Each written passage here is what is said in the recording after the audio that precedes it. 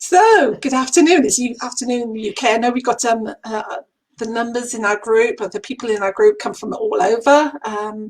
So from New Zealand, from to US, but we're here in the UK, and I'm in South Wales. So is Michelle, and we're blessed with sunshine at the moment. So long may it continue.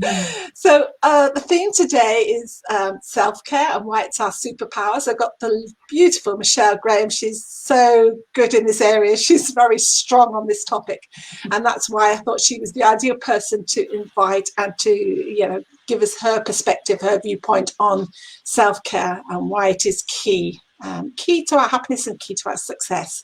So please give yourself a brief, give us a brief introduction to you, what you're working on at the moment.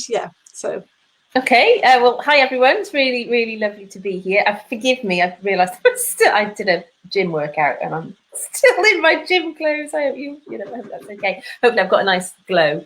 Anyway, as part of my self-care, that's my excuse. I'm Michelle Graham. I live in Cardiff with my husband Rick. I've got 2 kids and a dog. And I was a soil scientist. I was an academic, and in part of that journey in my academic career, I discovered coaching, and I felt like that light bulb moment where you feel like, oh my goodness, this is what I want to do when I grow up. I was already 30 by then, so it felt like it had taken me a little bit of time, but it's all good. Anyway, very long story short, I eventually came across, I started doing more coaching. I started getting more involved in the coaching industry, and was given an opportunity to start a personal development group locally to me, which I did, which is now almost going to celebrate its 10th anniversary. So we'll be 10 years old in November. So I'll talk to you a little bit more about that later. But then from that, I left my academic career, kind of set that behind, and went on this real journey of discovery, as I guess a lot of us do. I'd become a mum, and there was a lot going on, I suppose, within me that felt like if I didn't have a strong sense of wanting to stay at home with my son all the time, and nor did I have a strong sense of wanting to be at work all the time. But what I did feel really strongly was whatever I was doing, I wanted to be doing it to the best of my ability. I wanted to feel happy. More than happy. I wanted to feel joyful doing what I was doing. And my academic career definitely did not tick those boxes. So I started this discovery, I suppose, about what it was that brought me joy and how I could do more of that. And within all of that is where this whole idea of self-care as your superpower really started to develop. And I guess over 10 years now, I've been sharing that, teaching that, living that. Don't always get it right, but really starting to feel more confident, I suppose, in really starting to share that with as many women as possible, which I guess is why I'm here today. Definitely, yeah. Brilliant. So, in your opinion, why is self-care so vital, so very important? Okay, so I think, and I am talking about women, and I think this applies to men too. But I'll just caveat that men are generally better at putting their needs first. It's just the way, nothing wrong with that at all. It's just the way we are designed. Women are much better at putting everybody else's needs before themselves. It's a lot of the time how we were brought up. It's perhaps how our mothers and our grandmothers lived their lives, almost like a life of sacrifice for the family. And again, if that's where you've been brought up, it's no wonder that it will be deep in your psyche almost that's what we are here to do. And of course, then if we love our careers, or we find a sense of other purpose that doesn't involve that, then we start to feel guilty, and it can definitely cause problems in relationships, even problems with our kids. It can be a really difficult. It can cause conflict. To be a woman in the 21st century, living in the way that you are like the reason that you were born here, if you like, can cause a lot of conflict with this, a lot of old stories that we carry with us from, you know, previous generations, from a life that was very different to the life we live now. So if we are going to show up and we are going to live life in our best possible way, we can only do that if we are full. Now, when I talk about being full, I mean full of energy. You can call it love, you can call it energy, you can call it whatever word resonates with you the most. But you will feel it from people who, well, you just know when you meet somebody and they have that sense about them in abundance. I'm hoping you can feel some of it from me today. A sense of just knowing that I am worth it, knowing that I'm worth my own attention, knowing that I'm worth putting myself first. And despite the fact that I have 2 children, I really do believe that, because knowing at a fundamental level that nobody else benefits unless I'm at my best. Does that make sense? So it's the classic, you know, when you're in an aeroplane and they tell you to put your oxygen mask on first because, you know, help to anybody else. And it always amazes me. And since doing this work, and if I go on a plane now, I will look around when that spiel's being given, and generally people aren't paying any attention anyway. But if they are, there will be this nodding. You know, you nod at the air, you know, the air stewardess or whatever who was telling you that information, and we get that it's okay in that moment. You know, in imminent case of plane crash, it is okay for me to put myself before anybody else. Then we step off the plane, and for some reason we don't continue that behavior into our daily lives. And what I notice is when we do, if we can have the tools and the strategies and the belief in ourselves that it is okay to live like that, it changes everything. It absolutely changes everything, which is where this phrase, if you like, this caption, this self-care is my superpower, came from. Because when you are full, you have so much more to give to everything else and everyone else. And it's really about tapping that inner energy so that you can do that. You know, this isn't a selfish, I'm not telling you all to, you know, be selfish, sit on your backsides, don't care about anyone else. It's completely the reverse of that. It is like put you at the center of everything that you do. And when you do that, like really do that, you then have so much more to give to your partner, to your children, to your business, to the community, to whatever, you know, and that's the order I consider things. That might not be the order you consider things, but I know when I do things in that order, like everything flows much more easily than if I try and do things the other way around. Does that make sense? Yeah, it does, totally. But I know from my own experience that we're our own worst enemies when it comes to self-care, because we got so much to prove, haven't we? And we, you know, we want others to endorse us, but we also want to sort of prove to ourselves we can manage it all. We can multitask and ad infinitum almost. But then it comes to a point where we are doing ourselves an injustice, and we reach this burnout, don't we?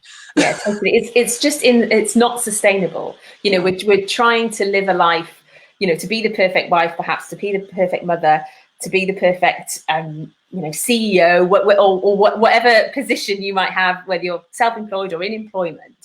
And we've been sort of, you know, told that we can have it all, and we can have it all. I really believe that we can have it all, but having it all doesn't mean doing it all.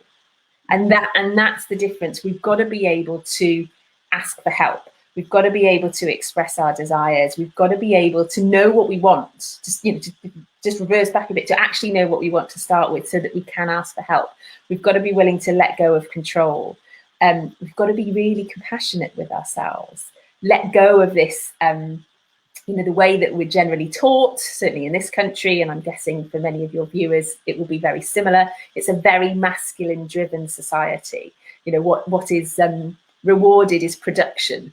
You know, it's production and achievement. That's what gets, you know, the recognition, and that's what gets the reward. But it's not how women are designed. We are designed to ebb and flow. We are designed to, we have that empathy. We have that compassion. We have that that need. We're cyclical in nature. You know, there is a reason for all of that. We cannot be in the on switch, if you like, all of the time.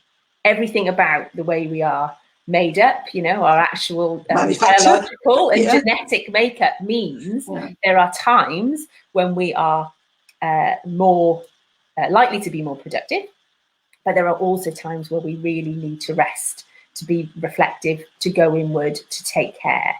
And I do a whole sort of session on this in terms of our monthly cycle.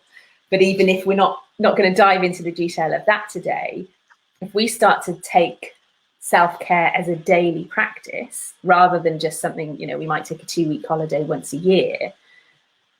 When we start to take that as a daily practice, what happens is, I'm not saying you won't want to go on your holiday, but your holiday doesn't become that 2-week collapse. You know, I'm gonna go on holiday and I'm just gonna lie down and I'm gonna sleep.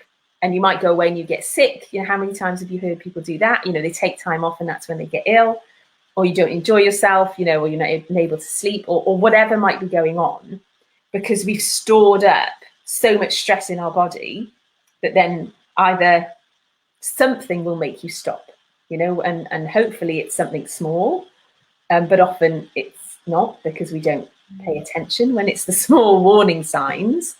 You know, somebody called it once, I remember somebody once saying to me, it's almost like the universe sort of stroking your cheek. And we ignore that and we wait for the absolute slap across the face before we start paying attention.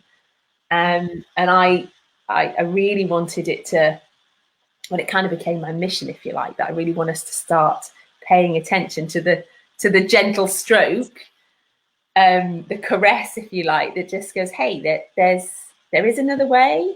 There is another way that you can live your life, and it isn't as difficult as you might think it is, but it will take it takes some unlearning of what we've, you know, kind of how we've been brought up, how we've been taught through our schooling, and even, you know, probably particularly if you're still in the workplace, what is recognized and rewarded within the workplace, and that, you know, that takes courage, that takes it can be scary.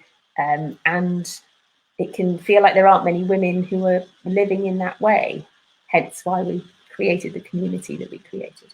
So have you got any particular sort of recommendations, tips on what people can do to, you know, with us women to, or anybody if it's men as well, but obviously primarily we're talking about women, how they can sort of nurture themselves and support their self-care?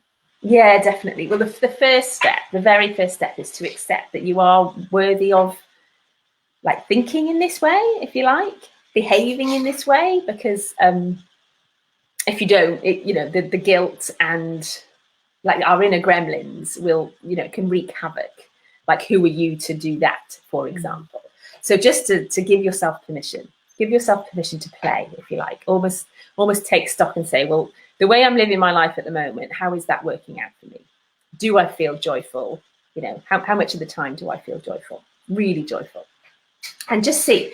And perhaps if it isn't as high as you would like, give yourself permission to try something different. I think that's where I always start with my clients. It's like, well, let's just try. Give this a try for a month, a week, a month, see what happens. And just you can always go back to living life the way you did. Yeah. So that's kind of where I start. It's a real permission piece. Second point then is to ask yourself the question, what brings me joy? And for us, or certainly in the Simply Sisterhood community, the definition of self-care we have is what brings you joy in the moment that you're doing it. So not something that you feel better about afterwards. So like I'm a runner, really love running. Running is a huge part of my self-care. And there are certain runs I do that definitely don't feel like self-care in the moment that I'm doing them. You know, they're hard, tough, long, you know, whatever, but I might feel better afterwards. That's okay, because I do understand the difference. But actually what's critical is, like, what brings me joy in the moment that I'm doing it. So for me, in terms of my running, that would be a pretty easy paced run, probably early in the morning, near the water, probably at sunrise, something like that, because those are all things that bring me joy. So that's like my triple whammy, if you like. If I get that early in the morning, I'm, sets you up for the day. Yeah, set me up for the day. So start to just notice what brings me joy in the moment that I'm doing it. Simple things that are easily available to you. So this isn't a trip to the Bahamas. It's not even probably a spa day. It's stuff that really is accessible to you moment by moment. So on my list, for example, I love sunrise or sunset, being in nature, being in or near water. So if I can't get in, if I can't be near water, I might go and have a shower or a bath, or drink water. There's something for me. There's a real powerful correlation with the amount of time I spend in or near water with how I feel. What else? Dancing, singing. I love singing in a choir. Now I can't always do that, but I can definitely always sing by myself. Reading a book, a proper book that you hold, not something on a screen. Enjoying a really great coffee in a lovely coffee shop. That's really high on my list. It's something that I do pretty much every day. And I really, I hold the cup in both hands. I really miss this actually, because with lockdown and COVID, most of the cups now are paper, aren't they? It's not the same. It's just not the same as having it in a mug. You wrap your hands around this mug and you savor it. I might give myself 5 minutes or 10 minutes to really enjoy that drink, and be present with it. And what you'll notice is pretty much everything that you write down is stuff where you're present in the moment, where you're not thinking about other things, where you're not multitasking. Well, it's not a myth that we can multitask. We can totally multitask. But what I believe about multitasking is it just means we end up doing lots of things not very well, which if we just admitted to ourselves, we probably then wouldn't do it that way, as opposed to generally men are very much better at being uni focused, one thing at a time. And so that's where confidence comes from. So if you do one thing at a time and you do it well, it builds confidence. I think for women a lot of the time is we're doing lots of things all at once. We then don't feel like we've done any of them very well. So we're in this kind of lack of confidence cycle, which again is a slightly off track, but it's all connected. Yeah. So you come up with this list. We call it our Self-Care 20 because we recommend people write down 20 things. Keep it on your phone or write it on a piece of paper. Keep it by your bed. Keep it in your wallet, somewhere where you're going to be able to see it. And then every day, do at least 3 of those things. Yeah. And it's like super simple. Super, super simple. Now, there are more advanced versions, but I'll just keep it super simple for today. So if you had a list of 20 things and you did at least 3 of those things every day for the next week, I guarantee you will feel very differently about your own position in your life and what you are able to give to others. It's like a battery, it's like my phone. I've got my phone on charge at the moment. Yeah, this phone, useless phone if I don't charge it. Yeah, I can't. If I don't, exactly. If I don't charge this every night, it does not do the things that I want it to do. Yeah, and I get annoyed with it then. However, in terms of ourselves, we expect like iPhone level performance from ourselves on a daily basis, whilst never actually plugging in. Yeah, whilst never really saying, where's my recharge point? Yeah, I try and imagine sometimes that I've got a tattoo here, like the battery level on a phone. Oh, it's a bit like the Juman goes. Yeah, totally, like Jumanji. The lights going down. Yeah, that's what I got here. And I just noticed, like in the morning, what would my percentage be, or how many lives have I got left? Sort of thing. What would my percentage be? So maybe I might wake up in the morning, I feel like I haven't had a very good night's sleep or whatever, and I might feel at about a 60% or a 50% or whatever. So then it's like, okay, well, what do I need? What does my body need in order to make that higher? And it may not be, I may not jump from 50 to 100. I may not even want to, but I could definitely make it 60 or 70 by perhaps going for a run, or by perhaps getting up and having a glass of water, or stretching my body, moving my body, perhaps journaling a bit, whatever it might be. It's having that conscious awareness of the level of energy, if you like, in your body, and then knowing what you can do to increase that. And that's that is the essence really of what we teach. And when you have that, it becomes second nature. That doesn't mean I do it perfectly every day, by the way, but it does mean when I'm not doing it, I recognize I'm not doing it really quickly, and I know how to course correct. And my kids recognize it. They'll say, "Do you need to sleep, Mum? Or do you need to go for a run, Mum?" They are aware. I have a son and a daughter, and my son is older. When I started learning all this stuff, I had a son. I didn't have a daughter, and I remember thinking, it's not as relevant to him. It's much more relevant to women. But actually, I want my son to grow up knowing that it's totally okay for a woman to spend time taking care of herself. I really want him to know that that's normal. That isn't something that she needs to feel guilty about. That isn't something that needs to have a big discussion. Is it okay if I do this? Which I still find myself doing, absolutely. To be unapologetic for my daughter to be unapologetic in the way that she cares for herself, and for my son to recognize that is how, humans actually, that it is okay for anyone to do that. I think it's hugely important to share this with our kids. So I say my son's almost 13 now, so he's a bit cool for this, but my daughter still likes this. And I say, "How full are you? Are you at your toes, your tummy, or your nose?" and so they're starting to get a sense of, how do I feel? Because we're not taught how to feel. We're not taught how to express our feelings, or what that then, if we then express our feelings, we're not taught what that might mean, or what we need to do. And so we're taught to look to others to fix. And this isn't about that. It's about actually my body feels like this, and actually if I stay quiet enough for long enough, my body will tell me what it needs. Yeah. And actually, if I've got my list of 20 things, I know if I do a few of those, whatever happens, I'm going to feel better than I do right now. Yeah, that's brilliant. I'm quite passionate about this, as you can probably tell. Yeah, that's some great tips there. Really fabulous. And of course, for me, because obviously I do all the energy alignment method work, so we understand that when we start to value ourselves, that attracts value back to us. So we actually do work better by doing less, and things are more effortless. We get more people responding, engaging with us. Totally. Wanting to invest in us as well, if we invest in ourselves. Yeah, we end up in what we call this cycle of depletion, where you sort of work hard, play hard, notice that you're feeling a bit off, so perhaps go for a spa day or perhaps book a holiday, and you feel better, and then you come back and you work hard and you play hard, depleted again.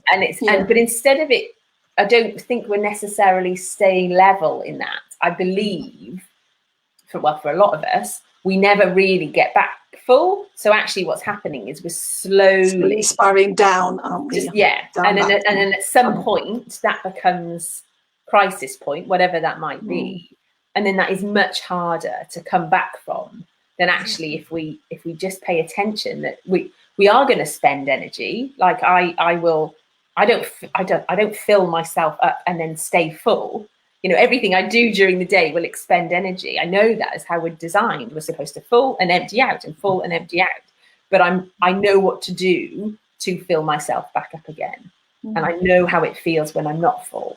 And I think that's what we're not taught. We're not really in tune enough with our systems, especially, as kids, yes, but it gets dismissed as adults. And we just think, if I can just keep going, then I'll rest. If I can just get the promotion, or if I can just get the house, or if I can just get the car, or, and then we get to retirement, and that's, so many people then get really sick, or, worse once they retire. So how about we start paying attention to that now and living life much more fully now, in all of its, glorious messiness, so that we're not putting off something in the future, that once I've done all of this, everything else will be okay. It's just not how we're designed to work. Or not, I don't, not what I believe anyway. So what would you say? I mean, people got quite busy lives. How do we sort of find that time for that self-care? How do we carve out the extra time? Or is it a case of displacing, we just got to say that has to be knocked on the head. I have to prioritize myself and, I think that the mindset shift to start with, that doesn't take any, that isn't something that needs time. No. That is a decision. Now, so that's for starters. Then if you follow the Self-Care 20, certainly most of the things I mentioned take no time at all. I can appreciate a sunrise in a few seconds. I can be present with a cup of coffee for a few minutes. It's never, I think it's breaking the illusion or breaking this association that taking care of myself means taking a huge amount of time out of my day. I don't associate it with that. I do spend, I believe we should all spend at least an hour a day just on ourselves. But I notice when I mention time, specific time, like people's reaction, especially women, like, spend an hour on myself, are you mad? Whereas if the 3 things a day could easily take an hour, but it's almost like it doesn't, you don't notice so much. And they don't have to, if you're really struggling right now, or if you feel incredibly time pressured, I would really advise looking at your list and saying, like, which of these is something that just takes a few minutes, and just start, including creating those positive habits, isn't it? Totally, and noticing how it feels. So how does it feel if I, if you're naturally up in the morning? Well, how does it feel if I just open my curtains and look out the window and give myself 30 seconds, appreciating whatever might be out there, whether it's a sunrise or a grey day or noticing the clouds or whatever it might be. I take 3 deep breaths. It's like, as I sort of wake up in the morning, as I'm still lying in bed, I take 3 deep breaths in through my nose, out through my mouth, and I just own the breath. I just, it brings me present to myself. Well, that only takes, I don't know, how long does 3 breaths take? I then run through 5 gratitudes in my head, 5 intentions in my head, and I get out of bed and put my feet flat on the floor, and I feel my feet flat on the floor. Do I do that every day? No, because I'm not perfect at all. But when I remember, and I've actually the last couple of weeks I've been doing it much more consistently, I mean, that probably takes 2 or 3 minutes, all in all. And yet the difference between that and literally jumping out of bed when the alarm goes off, or hitting snooze and then, feeling like you're rushing around, makes a huge difference. So I think it's definitely the permission piece. And then also being willing to believe that it doesn't have to take a lot of time. Yeah. I think I would start there and just notice what happens, and absolutely take all the time you want, because it's addictive. But it's also, this is something that can really be achieved in moments, really. It's attention. It's about increasing your level of attention to what brings you joy. And that does not need to take a lot of time. Because I know I listened to a 2-minute meditation on Insight Time this morning, and the guy has this lovely deep voice, very calming, and it was just all about the breath, about, as you said, drawing it in and then tilting the body over his head and then breathing a little bit more and then just releasing it, and then it's just so very powerful, the breath in itself. We've got this we've got this odd relationship with time. I think that time always feels short. So then if somebody comes along and tells you, I'm inviting you to explore, but somebody like me shows up and says, oh, no, you need to do 3 things a day off your list of 20. They're like, yes, sod off. I don't have time. I don't have time. That's a common response. But so it's an excuse, isn't it? Maybe. And it points to a relationship with time that is, I'm just suggesting, let's look at that differently. It's like, what if taking 5 minutes would then add, like my productivity, I feel goes through the roof when my self-care is high. I am able to be more, do more, have more, experience more, and be there for everybody else in a way that I'm not able to do when my self-care is low. So true. So that's been wonderful. You've got so much wisdom. Oh, you're welcome. And Is there anything else you want to add on this theme, or please share? More about your group and what you do. Sure. So, the type of people that come to you. Totally. If anyone wants to connect, I'm on Facebook, Dr. Michelle Graham. Still got the doctor from my academic days. Can't change it. It's fine. I'm on Instagram, and our community is called Simply Sisterhood. So we're also on Facebook and Instagram. So please come and connect. If you want to know more specifically about self-care being your superpower, we do have a masterclass that you can buy. It's 20 quid, bargain. But then if you really want to come and explore that more and be held, if you like, in a community that's full of women who are doing this work, then come and explore Simply Sisterhood. Our next event is on Monday, 10 till 1. Everybody's welcome. It's virtual.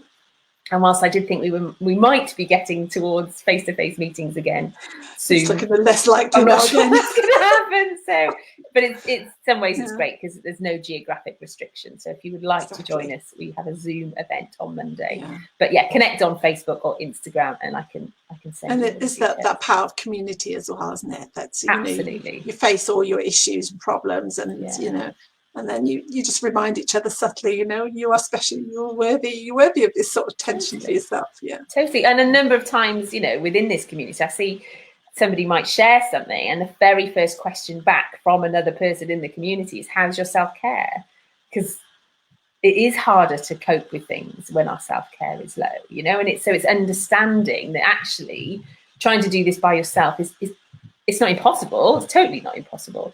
But it is quite difficult because it isn't the way the world works. So, you will, I've spoken in various events and stood up and said the most important person in my life is me, and had really quite extreme reactions from people, people who know I have children. How could you possibly say that? Well, let me explain what I mean by that.